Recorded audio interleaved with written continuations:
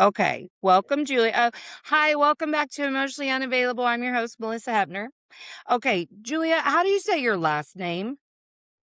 Trehane.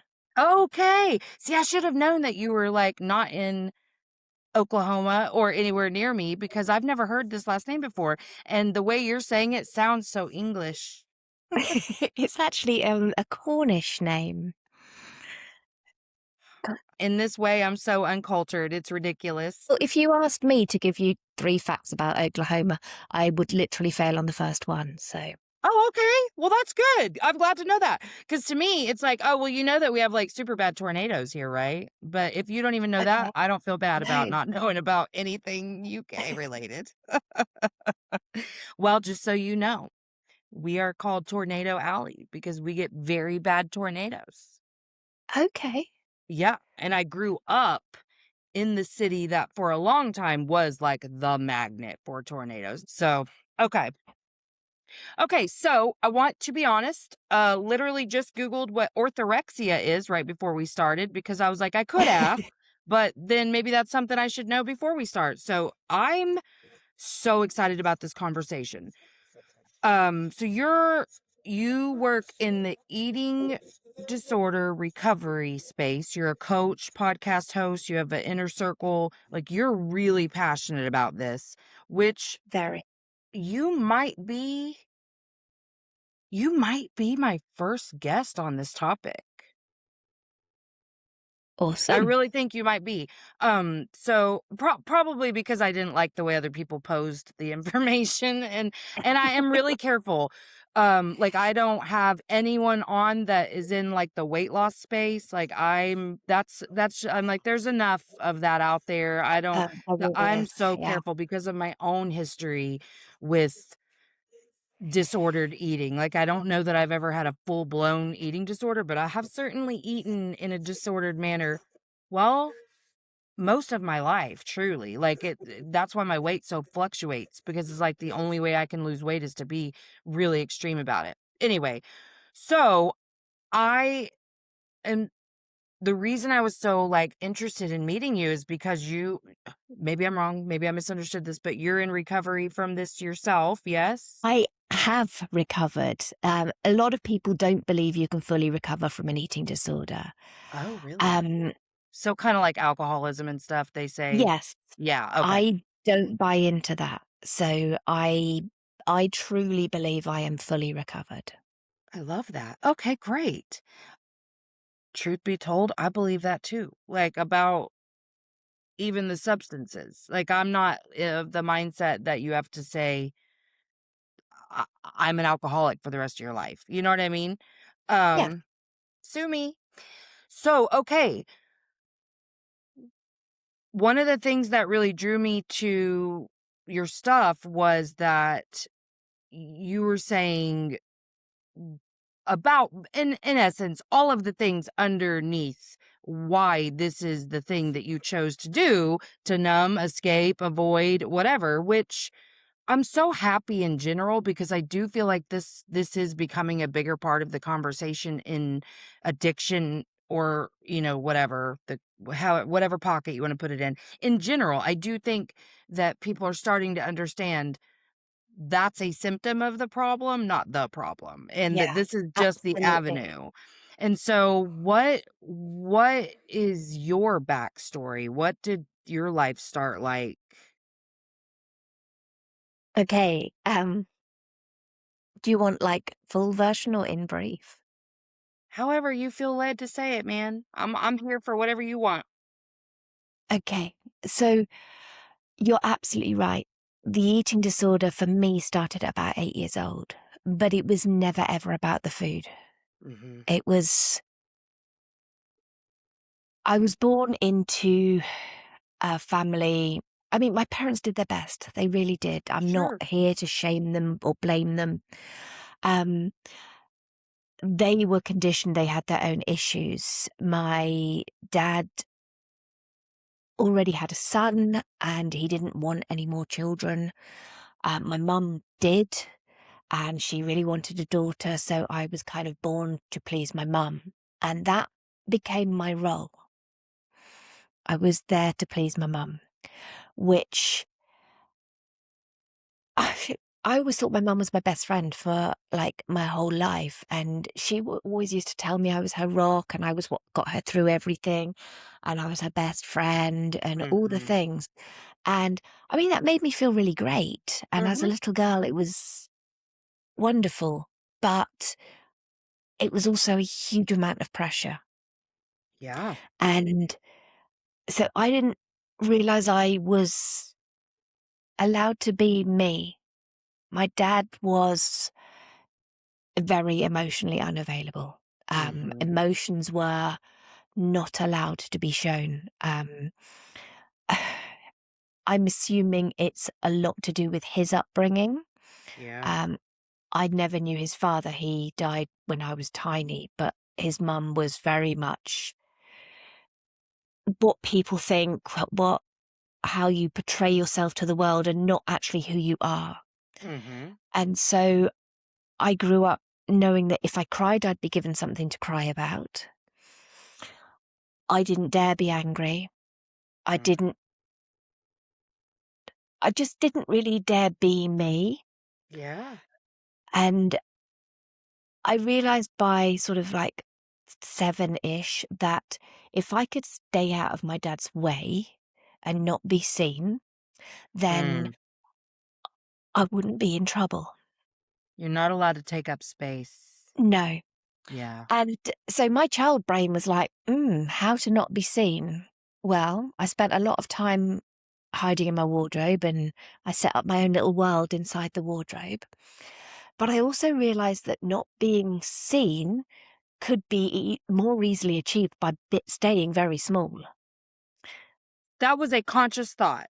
That was a conscious thought. If I eat less, I can stay small and therefore I'm not seen. So that's what I did. And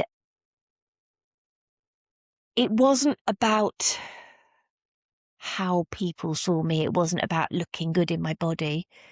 It wasn't any of the things people assume, which are very Right. rarely right. Um, Right.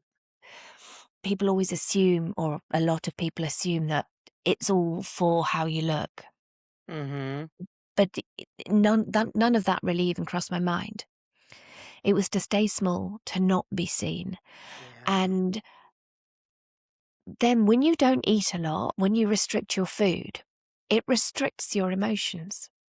You kind of Yes. numb out, you don't feel. Now, I felt like I'd hit the jackpot. Not only was I staying small and not being seen, those pesky emotions that would get me into trouble, I'd found a way of stopping them. So I thought I was winning. It You're it all was malnutritioned, like, not having no fucking energy to give a shit about anything. You're like, yeah, "Yes. My yeah. goodness. Wow. Okay." I thought I didn't need to cry anymore. I didn't need to feel anger. I didn't need to feel anything. I didn't cry from the age of 8 until the age of 48. Oh my god. Wow, you were really disconnected. I'm so disconnected. Yeah.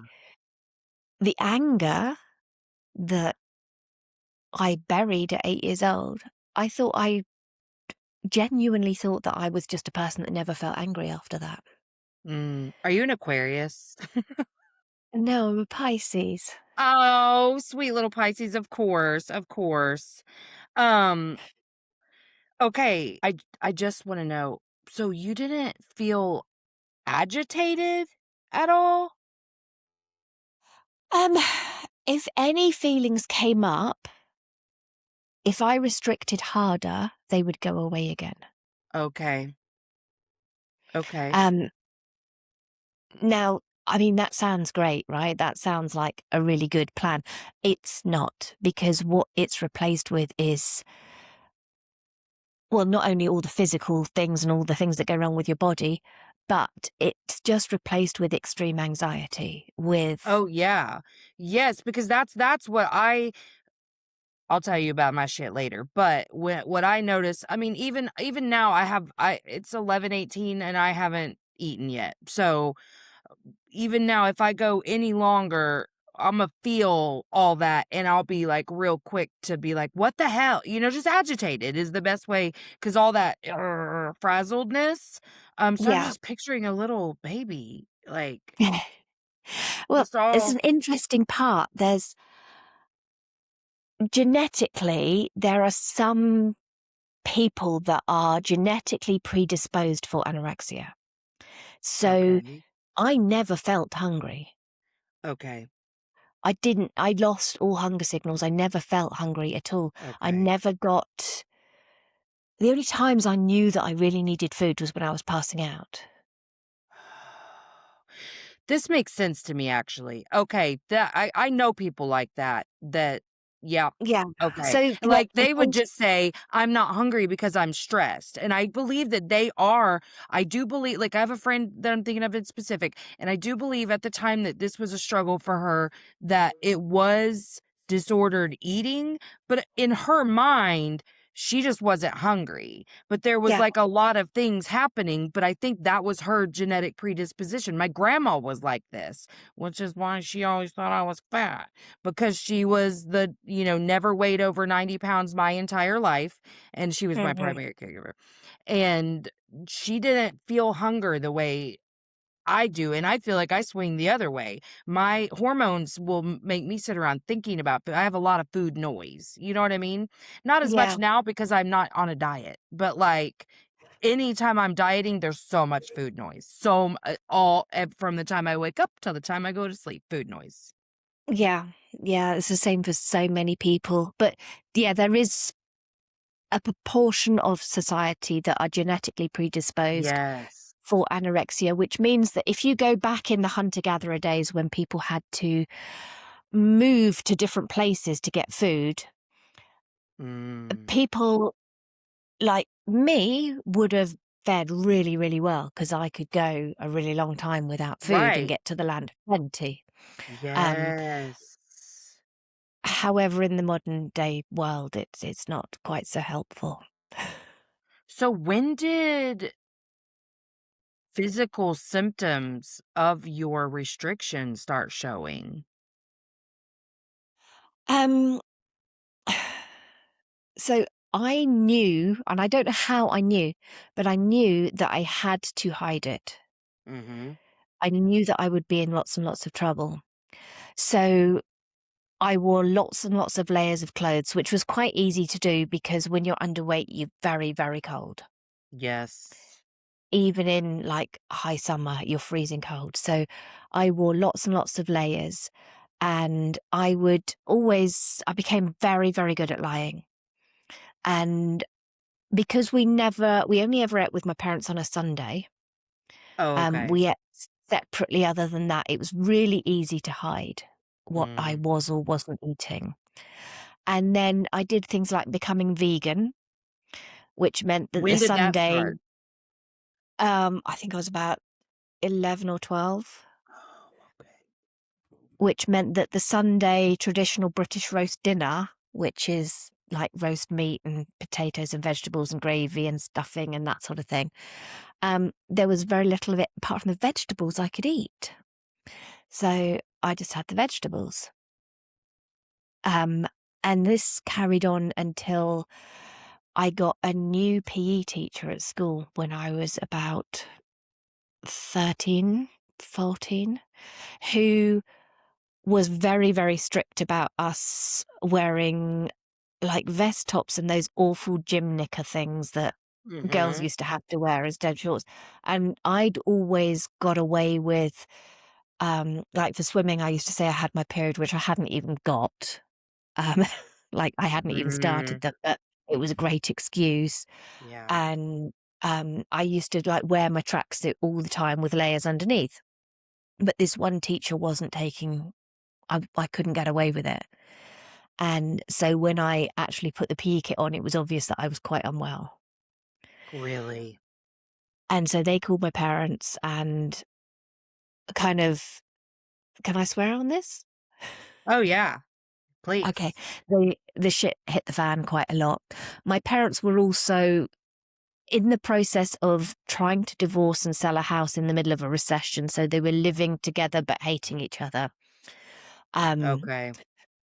so I was forced to there wasn't really much medical help. There wasn't like the doctors and were like, "We'll just eat and And, that's like, it." what year is like, how old are you?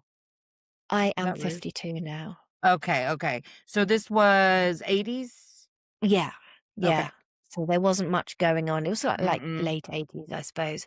No, and they had started really encouraging kids to be Super thin. yeah. I mean, Yeah. I know I felt as if my grandma was encouraging disordered eating with me at a very young age. Yeah. Yeah, it was very encouraged, and there was lots of, like, the top models and stuff were all, like, Yes. they were so ill when you Yeah, it look was at right them, they before were the heroin so chic era, which was worse, yeah, but this was bad. Yeah, it was the rise of yeah, the supermodel. Mhm. yes, and so my dad kind of forced me to weight restore, and I was kind of a bit more scared of him than I was of, like, the eating disorder, but I only did it in front of him. Oh. So when he wasn't, like, standing over me shouting at me, then I didn't eat. But I How did your then body respond to the increase in food? I think I was so disconnected from my body Okay, that that makes sense. yeah, and because the increase in food was only at certain times when my dad was around, that it wasn't that much difference. Okay, so it didn't, like, make you really sick or anything? Not particularly, no. I mean, it was Okay. very uncomfortable when I was forced to eat, Yeah. um, but then I left home at 16. My Oh. parents finally split, and my mum went off to Spain, and, my dad kicked me out, like, 2 days after she left, and so then life got better for a while, because I didn't need Yeah. to hide, and Yeah. so I was getting by, I was doing okay, and I met my now husband when I was 17. Oh, wow. I know, and, things weren't too bad. He didn't know I had an eating disorder. He just thought I was quite thin and had issues with food, like, I was really fussy and Yeah, you're just picky. yeah, really Mhm. picky, and he came from a farming family that just food was food, you know? And Yeah. so things weren't too bad for a while, and I got married at 21 and had my first child at 23 and then had another child at 24. Oh, And wow.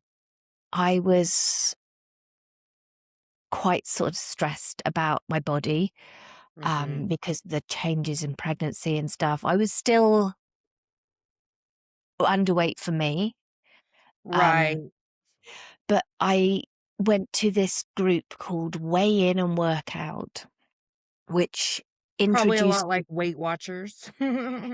Yeah, but it had exercise as well. It was like an exercise class with a public weighing in type thing. Oh, good. That's good. So I went to that and I was really good at it I because bet. I was really good at losing weight. Yeah. Um, You were like, "This is perfect. This is the structure yeah, I've been looking for a little bit." yes. Yeah. And at the same sort of time, my eldest son, we discovered he had a very severe egg allergy. He had Oh, anaphylaxis to egg. wow. Um, so I started to be really, really careful about any food that was in the house because it could quite literally kill him. Yes. It wasn't overkill, but it was overkill. I got really obsessive about it, Mhm. and everything had to be organic, everything had to be so-called clean eating, um, Yeah. and then It's I was really an doing this. OCD at that point. Yes. Yeah. Yeah. and I was doing this weigh in and workout, and I was getting so much validation because every week the weight was going down and down and Yep, down. and everyone's like, "Yes, you look Yeah, good, you have such yeah, discipline, tell me your absolutely. secrets." I know Yeah, they were. they really were. And the impact exercise was having was phenomenal to me. So I did it on that day, and then I did it 3 days, 4 days, 5 days, until I was exercising 7 days a week, up to about 8 hours a day. I would get up at like 3, 4 o'clock in the morning, go out for a run, and I started doing CrossFit, and it became a complete obsession, and it got so validated. And because I had no self-worth whatsoever, I Yes. thought I was I thought there was something fundamentally rotten inside me. Yes. I thought, like, at my core, I was evil and rotten, and there was You're something really fundamentally bad. unlovable, and you're a fundamental Yes. fuck up. I believe we all believe this about ourselves until we Yeah, heal. Like, at my core, I am fundamentally unlovable, and I can't do anything right. yeah. Yeah. So, all this validation Uh-huh. was giving me it It's was the only giving me validation what? you could feel because you couldn't create or cultivate any for yourself. I've been talking so Absolutely. much about this, like, and this is why I love having these conversations because it looked different for us two, but it's the same. And Yeah, also, I really want to highlight exercise is this approved form of abuse. Now, am I saying that absolutely. all exercise is abusive? No, but I I'm not usually too shy to say this, but I guess I'm probably about to say this more explicitly than normal. I firmly believe any of those hardcore triathlon, all of those things, I think you hate yourself if you're doing those things. I don't think that any of that is born from a place of love. Pushing your body to that level of extreme isn't because you love yourself and you just want to see what you're capable of. No, you're trying to fill a hole and you don't know how. That's my belief. I can be wrong. That's fine, but that's how I feel because I haven't met anyone, haven't met an emotionally available person who is doing all that to themselves. And I'm saying this as a person who took up long distance running during my mental health crisis, one of them anyway, and I know what I was doing to myself during that time. Yeah, I think you're right. I think there's an awful lot of people who are running for their worth. Mhm. Because at the time I was like, "Oh, I'm learning structure, I'm learning discipline, I'm learning how to stick to a plan. And look, I did what I said I was going to run 9 miles today and I did." And like a half marathon, I think you can do that pretty often and not be abusing yourself. I really do. I think you're weird for thinking that that's so fun, but that's fine. But like anything over that you're doing all the time, it's really hard on your body, Yeah, it really is. hard. But I thought I was just being disciplined. And what do you think happened when I wasn't disciplined? The And then amount you of hated shame yourself and even judgment I more. piled on Yeah, myself didn't help anyone. yeah. Also, the thing with all the validation is not only is it your only source of worth, so you keep going to try and get it, but Mhm. then the validation itself becomes a pressure because you have It to is a keep it up. weight. You have Yes, to keep pushing it because what if you don't get the validation next time? You have to work exactly. harder, push more, and the fear of failure becomes greater and greater. Yes, I know that too. Because actually, when I signed up for the one and only marathon I've ever done, I did it because I felt pressured to by somebody because my times were getting pretty good in the half marathon. And I was at a pretty sweet spot in my training. I was weightlifting. I wasn't doing anything too crazy, but I was in a sweet spot and getting a little faster. And I felt a little pressured into doing the full. And at that time, I just didn't understand what I was, what the internal process was that led me to making the decision to say yes. So I did. During the training, I had a fall that was pretty nasty and hurt myself a little bit. And then I also kind of strained my patella and it wrecked my training in so many ways, emotionally, like because I had to slow down. There was all kinds of things that happened just from these 2 little injuries. They were very minor, but still. And I still did the full marathon. And I ended up having to walk the last 6 miles because I hadn't trained properly for that last half of training because of my injuries. And I should have said, I'm switching to the half. And my ego would not. I was like, I've already told people I'm doing the full. I have to do it. I've told everyone I'm doing the Yeah. full. But your What will happen body if people don't say, I can't believe you're going to do the full marathon? What will happen? your body was trying to communicate with you with those injuries. To say she was Mm saying enough. hmm. Mm I hmm. don't wanna do this. Stop pushing me.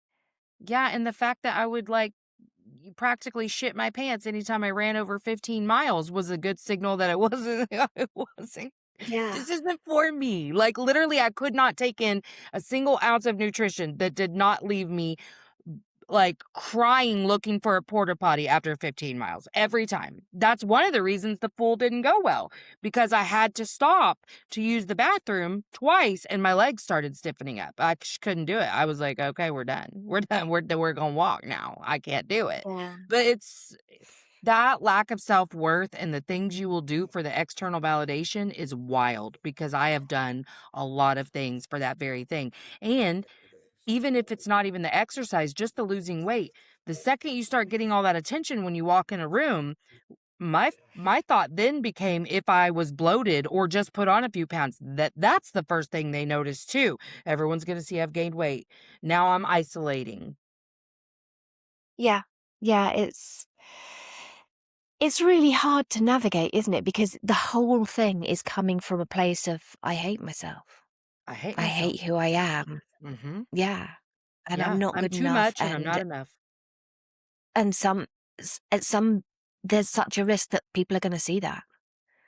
People are Yeah. gonna see the real me, and then they're all gonna hate me and reject me. Yes, yeah. I had to learn that at first I had to learn that I was wearing a bunch of masks, but I also had to learn that I was so afraid of rejection that I had to use the mask because if they rejected the mask, that hurt, but it could never hurt It as bad wasn't as you. rejecting me, you know? Yes. Yeah.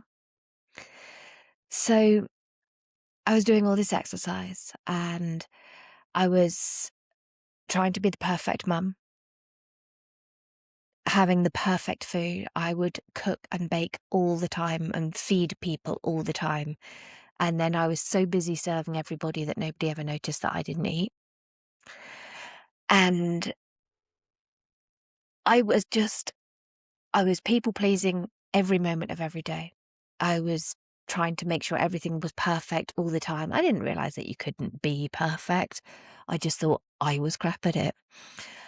So I Yep. just kept trying harder and harder and harder.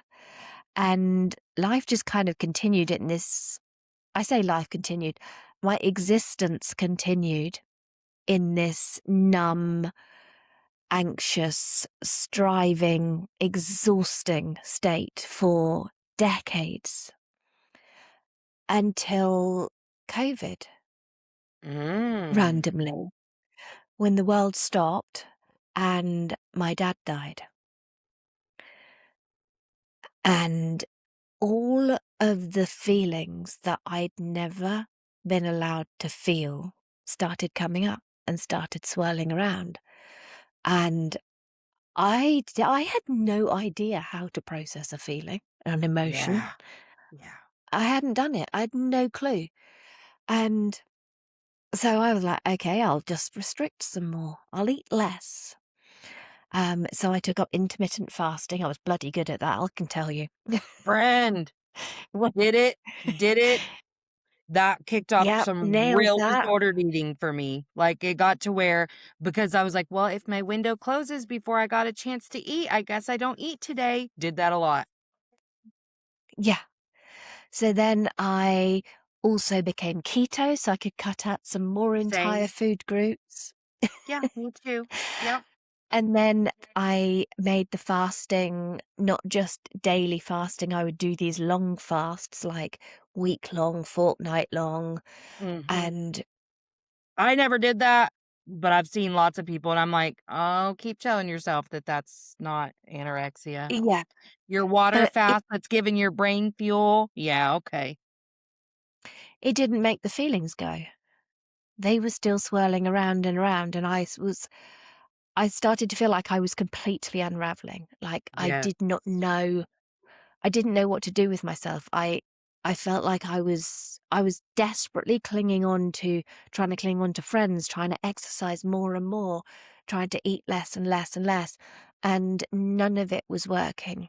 And I got to the Yeah. point where I didn't realize it was mostly down to the malnutrition, but I got to the point where I truly, truly believed that I was such a burden and that everybody would be better off without me. Yeah. So I have anaphylaxis to gin randomly, the Wow. alcohol gin, yeah, Yeah. really random. And so I bought a bottle of gin knowing that it would kill me pretty quickly. It felt like a really clean and easy option. And I took it to, I don't know why, I took it to the woods, the local forest. I think it was because I didn't want my children to find me. Yeah. Um, and I sat down on a log and I opened the bottle of gin. And I truly, truly believed that I was doing what was best for everybody. I know that yeah, this is exactly where I ended up. I made a plan. Thankfully, I had to make a date kind of far away, but that was exactly what you're describing. There was no guilt over it because I believed it was what everyone needed. It was what was Yeah, best for I was causing more harm by existing than not. Like I had to yeah, go because my presence was a harm. yeah. And I truly, truly believed that. And so I sat down on that log and I opened the bottle. And as I brought it up to my mouth, I heard my boys' voices in my head. And it wasn't, oh, don't do this, or we need you. They were angry. They were really angry. These voices in my head was, don't you fucking dare. How fucking dare you leave this legacy for us? Don't you realize this Wow. is the most selfish move you've ever made? And it there was so much anger and rage and fury in these voices in my head Wow. that I just tipped the gin on the ground. Wow. And I went home and I went to my husband and I just said, I need to talk to you. I need you to listen and you cannot fix me and I don't want you to try. And he was like, whoa. And I cried for the first time in 40 years. Wow. And that was the day I started recovery, which has Wow. been a long and emotional process with lots Yeah. and lots of very deep inner work. Mhm. But yeah, that's kind of Yeah. what led up to it all. Wow. I can't believe how similar our journeys have been. But I love that too because this is kind of what I'm trying to show is that this experience in so many ways is universal I and we think can so. we can learn so much from each other and especially with you. I mean, you're saying so much of the stuff that I had to discover over the last 2 years and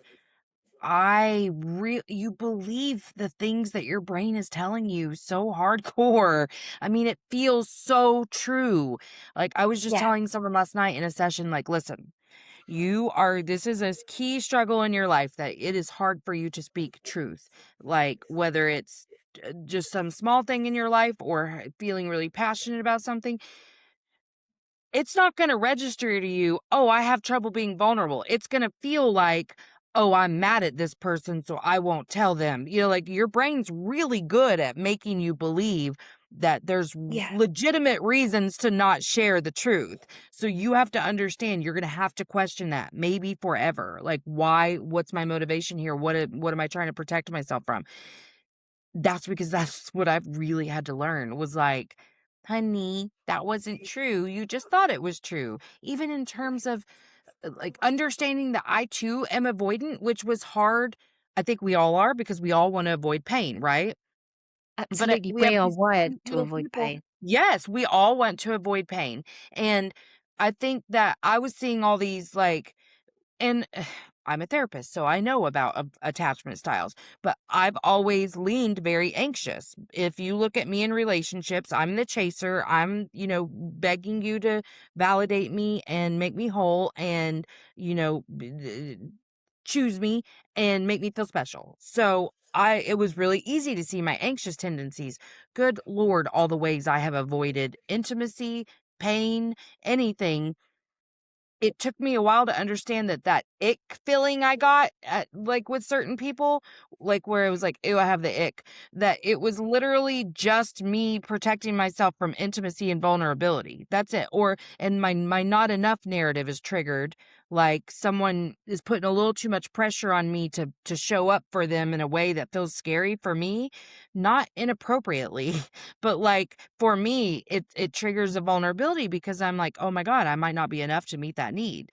And s and I think we're all doing some form of that too. That's why we are all so dismissive. It's why people don't know how to hold someone in grief, because Yes. it brings up stuff in them that they don't know how to hold, so they have to dismiss you to dismiss themselves, and it's a cycle that we just keep repeating over and over and over. And yet our brains will be like, "I just they need to move on, or they need to get over it," or whatever the thing that your brain is telling you that's making you dismiss your feelings. We do this in our everyday lives, and there's so much that just that disconnection from our body can create, because your body is where all of that is processed. So when you said that earlier, like, "Oh, I was so disconnected from my body at that point," I'm like, "Oh, true, true." Like, yeah, okay, that makes sense to me. Like, it's so easy to do the things that are on autopilot because you're like, "Oh, We're well." literally we're taught as young children how to not listen to our bodies. Mhm. We're taught that you must eat your dinner if you want to have pudding, or you can't leave the table, or now it is time to eat rather than you're hungry, or you've had enough to eat. You don't get, as a young child, so few young children get to learn through listening to their own bodies. Mhm. And you probably look at most adults now and they know when they're thirsty and they will have a drink. And they know when they need the toilet because their body will tell them and they will follow it. But they do not believe they can trust their body to tell them that they're hungry or that they're full because Right. we become so disconnected that we don't hear it anymore. We're taught not to. And I'm still struggling. I was just talking to my son about this last night. Um, there are times when it's easy for me to register hungry, like I know I'm hungry right now, but last night it had been about 3 hours since I ate and I was feeling like a burning in my stomach, and I was like, this is a sensation that I can't ever tell if it's like a reflux or if I'm hungry. Like, it has to hit me in a very certain way for me to be able to register hunger. Mhm. Except for I kind of know when the switch happens in the morning, 'cause I don't wake up hungry. I've kinda never been a breakfast lover. I love breakfast food, but I don't like to eat when I first wake up, which is how I end up waiting way too long to eat, because then I get busy and I am like, "Crap, I forgot to eat." But I have trouble with that, like, really knowing. Except for, like, physical stuff, like, oh, I'm if I'm really agitated, I know I'm hungry, but, like, it's hard for me to register that specific signal to my body because I have done so much to ignore it, or yeah, even ignore the signal that I was full. yeah, and override it. And Mhm. we are taught that as young children, and it's heartbreaking because diets don't work. Mm-mm. Our body has a set point that it is at its happiest at. It doesn't like to go below, it doesn't like to go above. Our set point is it's a range of about you work in pounds, don't you? Probably of about £10. Yeah. And anywhere within that is where you are at your optimum health. But if you go above it, your body wants you to go back down. If you go below it, your body wants you to go back up. So you go on a diet, sure, you'll lose weight. But unless you have the genetics for anorexia, at some point you're going to come off that diet Mhm. and the weight will come back on, but your body didn't feel safe because it felt like it was in a famine. So Yep. it will raise your set point. So you will Yeah. gain it back plus a little bit for your body to feel safe. And the next time you go on a diet, you lose it, you gain it back plus a little bit. And this is why people that yo-yo diet just tend to get bigger over time because their body doesn't feel safe. Yeah, that's And certainly been my experience. and when we restrict a food, when we make it bad, then we want it more and more and more. Yes. Whereas Well, if you because just honestly, take like, down chocolate. because of how bad I was during the last period of disordered eating, which lasted probably a a year, um, I whenever because I started taking, Phenermine, a diet pill, which I really wasn't taking for the appetite suppression. I was taking it for the energy, but of course, the natural byproduct of that is appetite suppression, and so I leaned in, I was like, "Yeah, we can lose some weight with this." And then, oh, boy, you give me a little, Imma take a lot, and I was also literally in a mental health crisis, so I was reaching for any sort of control in my life, you know? Um, but once I stopped taking that and really was like, "Okay, whatever." It's been about 2 years, and I've gained so much weight, and the last I had my A1C checked, it was really not good, so I know, having gained more, quite a bit more than what I was at when that happened, that it's really not good, and I know that I need to eat better and get my A1C better, but the idea of restarting that whole thing and having to focus on food just I just can't even imagine it. Like, because Yeah, it's I can exhausting. naturally make better choices if I don't care, but the second you put some sort of restriction around what I can eat, I'm going to bust hell wide open to go eat that. This probably sounds really, really strange, but I, through my own healing, through how I feel about myself now, through how I eat now, through how I move my body now, and through how I coach now, I truly believe that, well, number one, your body's the least interesting thing about you. And number two is that we put so much, well, society puts so much worth in how we appear, in what we weigh, in the number of our clothes size, which, let's face it, we don't actually even know. I don't know what number clothes size you're in. You don't know what number clothes size I'm in. It Right. doesn't mean anything, but we're taught to believe it means so much. Actually, when you start going within, start giving yourself validation, start giving yourself the things you've always needed. And I'm talking about self acceptance and self love, and you can't go from self hate to self love in one jump. It doesn't Right. work, Right. because it just feels false. It feels toxic, and it Right. doesn't work. But you can stop beating up on yourself. You can Mhm. stop being mean, and you can bring it to a level of neutrality, and then you can start meeting your own needs. Like when you're tired, you are actually allowed to sit down and rest. When you're hungry, even if it's not a mealtime, you are actually allowed something to eat. When you're procrastinating and you can't be asked to get out of bed and you know that you've got things to do and you will feel so much better, you can give yourself a loving kick up the arse to say, "Come on, sweetheart. Yeah, I know. It's comfy in here, but we're getting up and we're doing it, and then we'll feel great." And you can start treating yourself as your own best friend.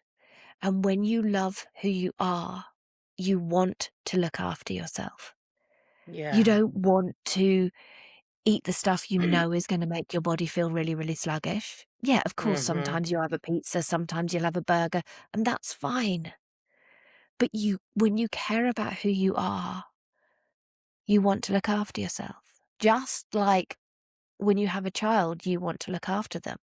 Mhm.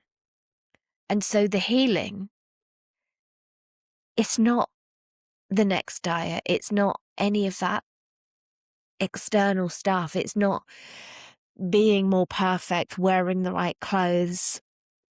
It's none of that. It's going within and it's starting to look after that little girl inside you that never thought she was worth anything. Yeah.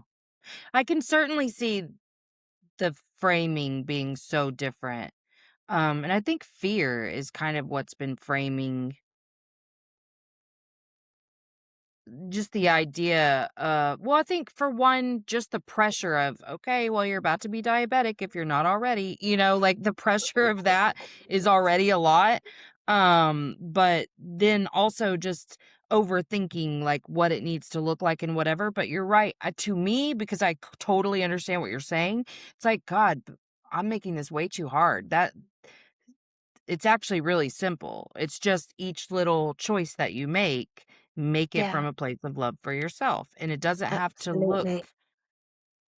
the way anybody else says it has to look. It's like, what do I need right now? Like, what is gonna be the Yeah, best thing for me right now? yeah, absolutely. And sometimes that will be what the best thing for me right now is a big bar of chocolate and wallowing in self pity for half an hour because I've Mhm. had a really shit day and this is just what I need to do. I need to feel these feelings. I need to feel sorry for myself. And that's okay. And then it might be saying, okay, you've had your half an hour now, sweetheart. Let's get up. Let's have a shower. Let's go outside and look at the trees. Mhm. Yeah, I really like the idea of because when you said look after yourself like you're your own best friend, it's not like I don't think about things like that, but that's not the words I would use. And it really just it brings a certain energy. And it's like it is so much easier for me to take care of someone else in the Yeah. way I need to take care of myself.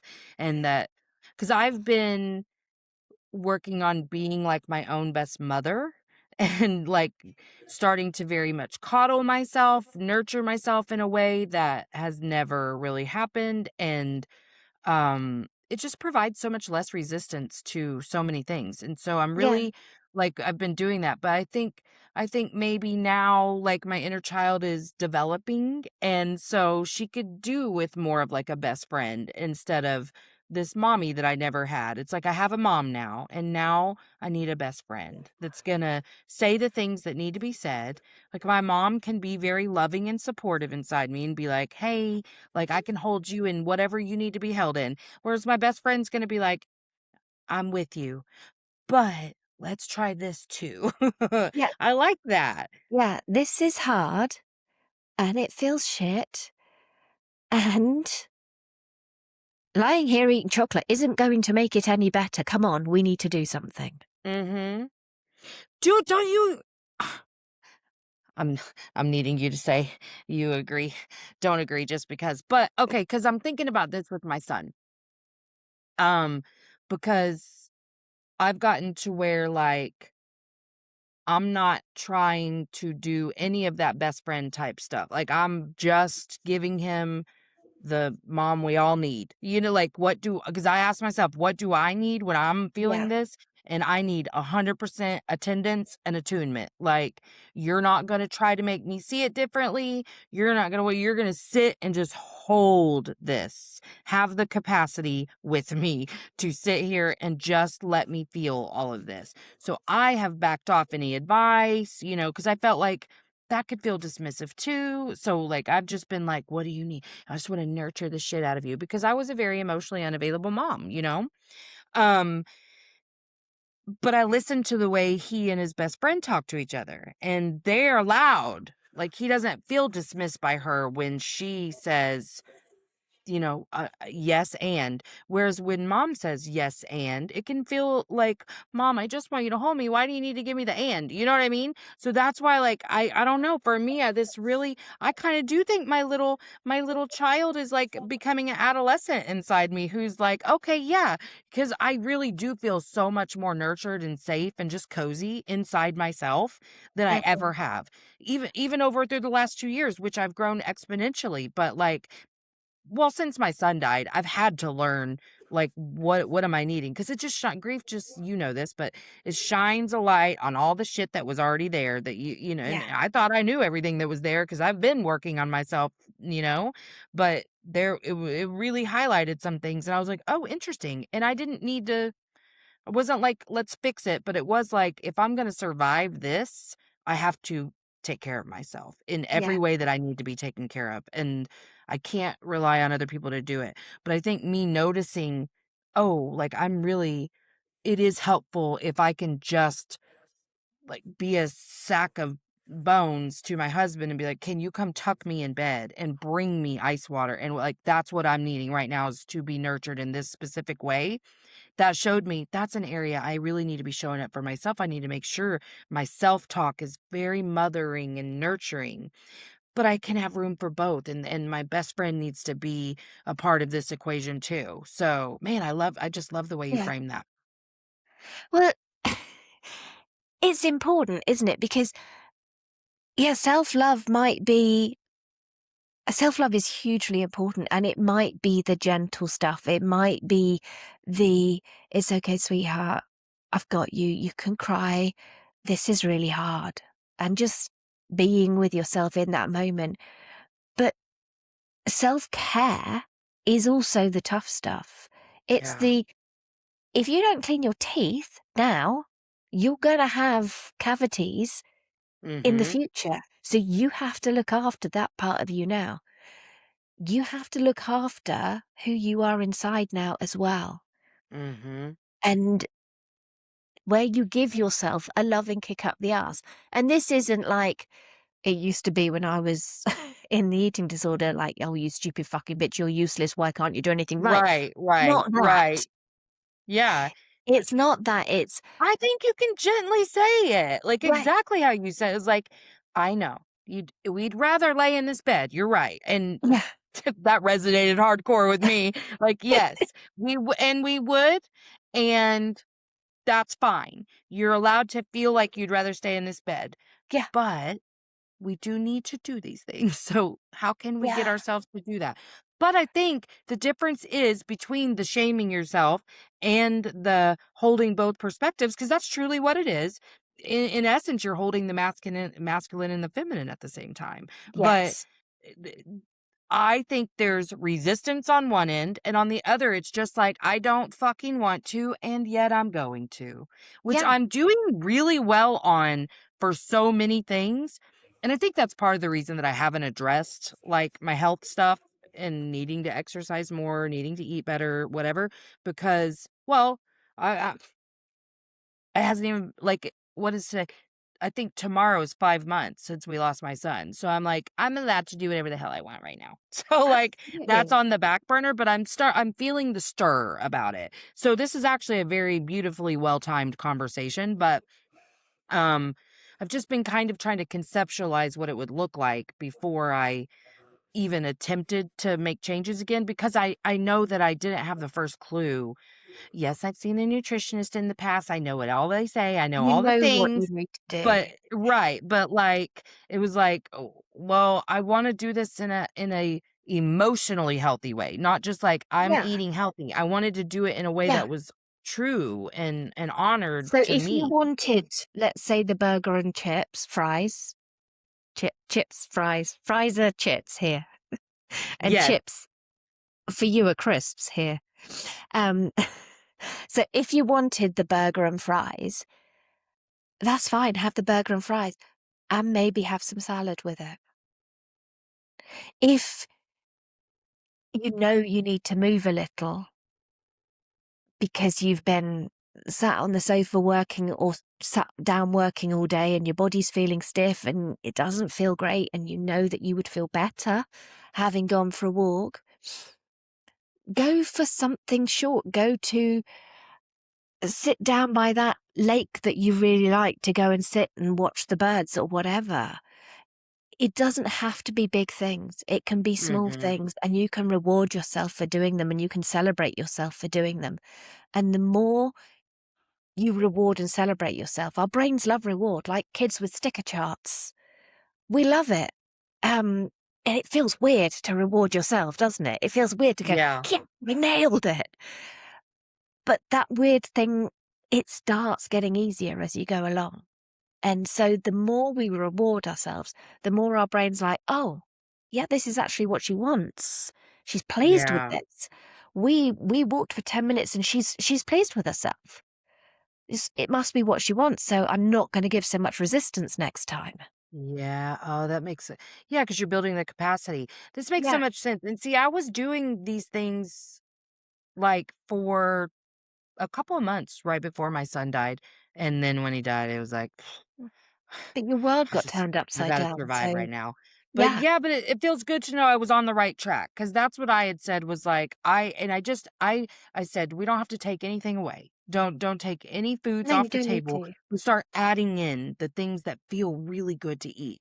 Like, Yeah. I started eating bean salads because I like the benefits that I felt from it, and I like the taste of it, and that was great, and I started having other salads and more fruit. Like, I was just like, "Let's add in the stuff," and I was doing really well. Like, I was having a couple of months of, like, going to the gym a few times a week, walking in the neighborhood, all kinds of stuff. So good, okay, and that didn't feel overwhelming at all. No, Like, that it once I started, it was like, "Okay, great." But I think there's this part of me, and I think you'll know what I mean, but sometimes it's so easy to think, "Well, that's not gonna be enough." So why would I even start? Because that won't be enough. but it's a step, isn't it? And we can only ever do anything one step at a time. Mhm. The climbing Mount Everest, you only do it one step at a time. You can't Yeah. do anything more than one step at a time. So when it's coming from like, I should do this, I should eat that, I shouldn't Mhm. eat that, I should exercise like this, that's a judgment and there's shame involved. Yes. But when it's coming from, I want to care for myself, and I know that because my body feels stiff because I've been sitting all day behind this damn computer, I know that I will feel better if I do some stretching for 5 minutes. So Mhm. even though that feels like effort right now, maybe I'll just do it for 3 minutes because my body will feel better. So I'm going to do that for myself. Yeah. I love that. And And again, it's more present. It doesn't yeah, have to be some prescribed system for life. It's really about, like, what I need in this moment. Yes, you can have some guidelines for, like, I go to the gym these 2 days a week or whatever, however people wanna do it, but I don't think it has to be as structured as we think that it has to be. Like, you can veer off plan.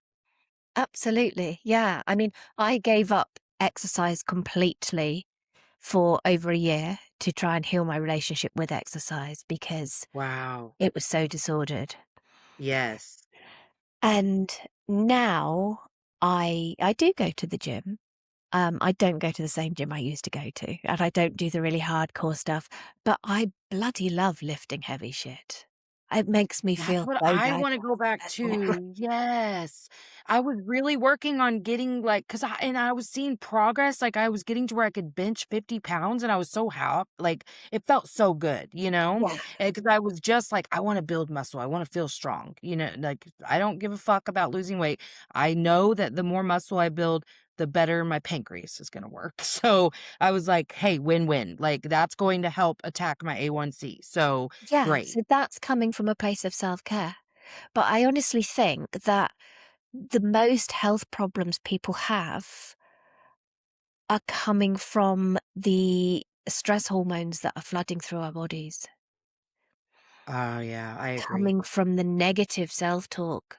I mean, if you imagine you were given an alien who had never lived on Earth and was like a completely new being, and you treated that alien like you treat yourself, what outlook on life do you expect that alien to have? Now, my alien would have been a very sick alien indeed.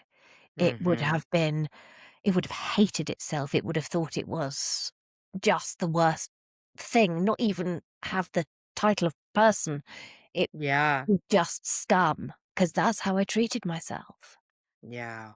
But now, I know I'm good enough, and I Mhm. know that the reason I'm good enough is because I'm a human being, and that's the only qualification needed. Mhm. I'm not better than anybody, I'm not worse than anybody, but I treat myself with the love and respect that I treat everyone else with now, and Yeah. my alien would be a happy little alien now. I'm picturing our aliens. I think they're so sweet. We have sweet little aliens. Yeah. That's amazing. Man, I would love to have you back on sometime soon. But Oh, I've kept you a little long today. Tell us where we can find you. I know you have a podcast. What is the name of I that? do. So the podcast, it's for eating disorder recovery, and it's called Fly to Freedom. Fly to Freedom, that's right. Yeah, and, I'm also on Instagram as just Julia Trehane, my name, and my website is Julia Trehane. And, I've just launched an app actually, this week, and it's a companion app it's an AI-powered one, and it's got journaling, it's got lots of self-love practice in it, it's got lots of recovery practice in it. So yeah, anyone that's interested in that, just pop to my website and it's on there. Okay, and I'll make sure check the show notes because I will make sure all your links are in there and stuff. But I have loved having you. I really appreciate It's been a you great and your conversation. willingness. Good. I'm glad you liked it. Okay, I'm gonna press stop if you'll hang out for 1 sec. Sure. Thanks for coming to Emotionally Unavailable. If you haven't already, like, subscribe, and share.